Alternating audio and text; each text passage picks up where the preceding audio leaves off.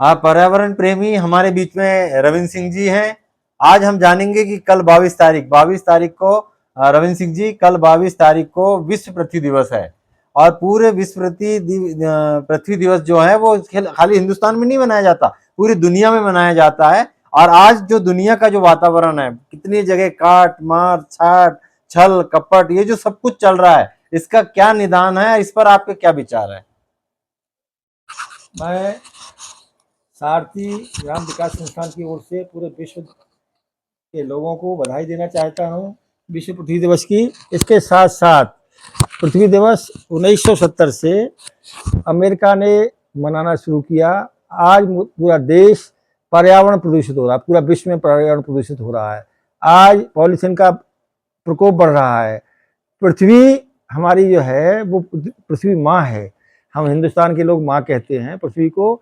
तो पृथ्वी एक ग्रह है और इस ग्रह का प्रदूषण पूरा विश्व से संबंध है। अगर हमारे देश की हवा खराब होगी तो वो पूरे विश्व में जाएगी हवा ऊपर, और अगर हमारे देश का पानी खराब होगा तो पानी भी समुद्र में जाके मिलता है, तो समुद्र प्रदूषित हो रहा है। इसलिए पूरे पृथ्वी दिवस मनाने का जो मूल कारण है कि पूरे विश्व का एक साथ धर्मनिरपेक्ष उत्सव है। नहीं तो बाकी उत्सव तो जब ईसाई मनाते हैं तो हम लोग नहीं मनाते, मुसलमान मनाते हम लोग नहीं मनाते, हिंदू मनाते तो बाकी लोग नहीं मनाते। लेकिन ये 22 जो अप्रैल का उत्सव है वो पूरे विश्व के लोग मनाते, क्योंकि संकट सबके ऊपर है। इसके पीछे जो मूल कारण है, जो हमारे औद्योगिकरण हुआ है, औद्योगिकरण से जो गैसें छोड़ी जा रही हैं, आप देख रहे हैं। आज के 40 साल पहले मैं जब छिंदवाड़ा में आया था तो गर्मियों में हमें कम्बल ओढ़ना पड़ता था, लेकिन आज अभी यहाँ 40 से लेकर 42 डिग्री सेंटीग्रेड टेम्परेचर अप्रैल में ही हो गया है। तो फिर इसका हल क्या है? हल एक ही हल है कि हम अधिक से अधिक पूरे विश्व के लोग, जहां भी हमको जगह दिखाई देती है वहां अधिक से अधिक ऑक्सीजन उत्पादन करने वाले वृक्ष। हमारी राज्य सरकार और केंद्र सरकार को आप क्या संदेश देना चाहते हैं? राज्य सरकारें और केंद्र सरकारें अधिक से अधिक नदियों को, बहने वाले पानी को जमीन के अंदर शोषित करें।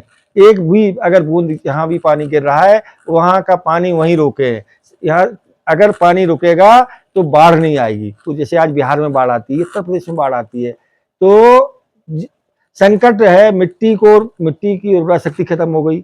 मिट्टी में इतना ज्यादा हमने रासायनिक खाद डाल दिया है, इससे कीटनाशक डाल। लेकिन वृक्षारोपण पे तो लगातार केंद्र सरकार और राज्य सरकार कई वर्षों से काम कर रही है, तो इसका नतीजा पे जमीनी स्तर पर क्यों नहीं आ रहा है? आप तो वन विभाग से भी जुड़े हैं, जंगल का और जड़ी बूटियों का आपको बहुत लंबा अनुभव है। आपने इस देश के राज्यपाल से और राष्ट्रपति से पुरस्कार भी आपने प्राप्त किया हुआ है, तो आप तो वैसे ही जल जंगल और जमीन के बारे में विस्तृत जानते हैं, तो आप इसका हल बताएं। और जब सरकारें इतना पौधे के ऊपर काम कर रही है, वृक्षारोपण के ऊपर काम कर रही है, तो हल क्यों नहीं निकल पा रहा है? सिर्फ हल हमारे देश में अभी मात्र जो है समस्याएं, जैसे अभी हमारे प्रदेश के मुख्यमंत्री ने कहा कि जिस दिन से हमारी पड़वा, अभी चैत की पड़वा थी, उसी दिन 30 मार्च था। उन्होंने कहा 30 मार्च से 30 जून तक पूरे प्रदेश में एक साथ पानी बचाने का, पानी के जो स्ट्रक्चर हैं जो टूट गए हैं उनको सुधारने का, नए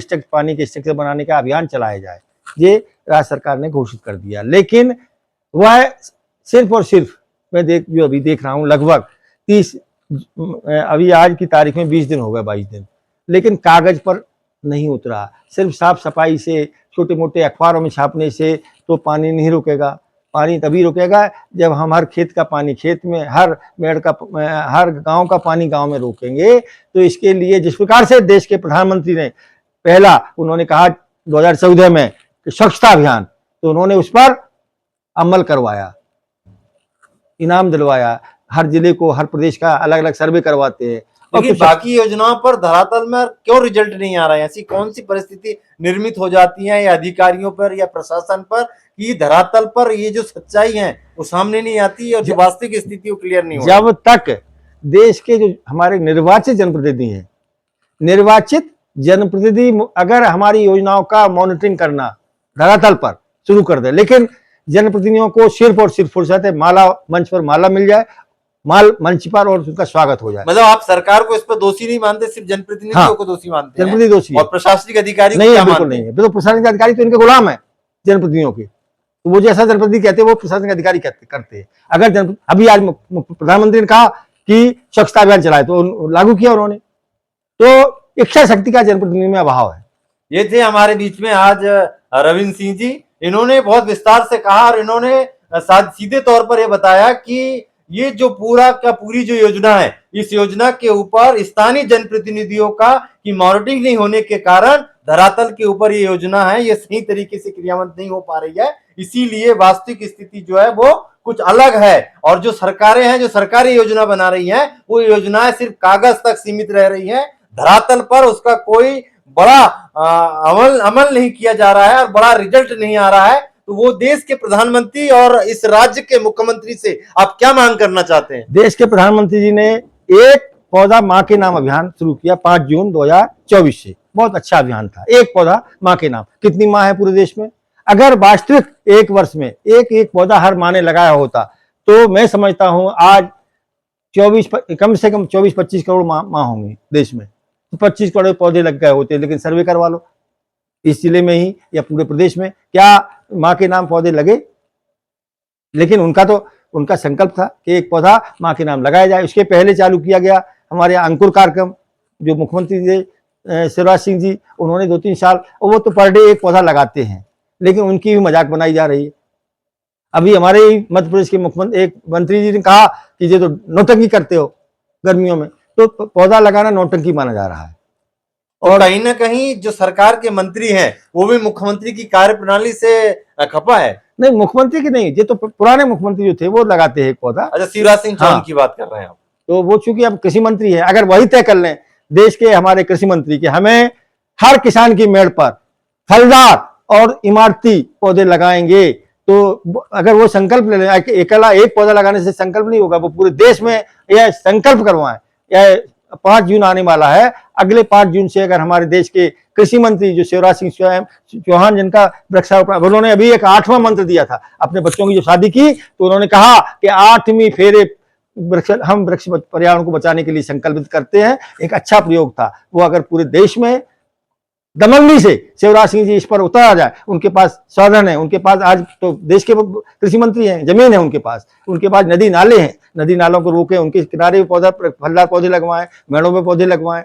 और अभी जो है कामिया में हमारी छिंदवाड़ा जी के जो सांसद जी हैं, उन्होंने कामिया में अभी जो शादियां हुई, उन शादियों में 500 पौधे 500 जोड़ों के दिए और उनसे कहा कि आप जाकर के अपनी शादी की यादगार में हर एक जोड़ा एक पौधा लगाएगा। तो आम और अमरूद के पौधे उन्होंने बंटवाए। मतलब विश्व में अगर पृथ्वी को बचाना है तो आपका कहना है, आपका मानना है कि वृक्ष ही पृथ्वी को बचाया जा सकता है और वृक्ष लगाने का जो मूवमेंट है, जो अभियान है, वो लगातार चलना चाहिए और धरातल पर इसका अभियान को धरातल के ऊपर इस पर रिजल्ट आना चाहिए। जहां भी वृक्ष है, मध्य प्रदेश में वृक्ष है, तो यहाँ सूखा नहीं पड़ता और बाढ़ नहीं आती।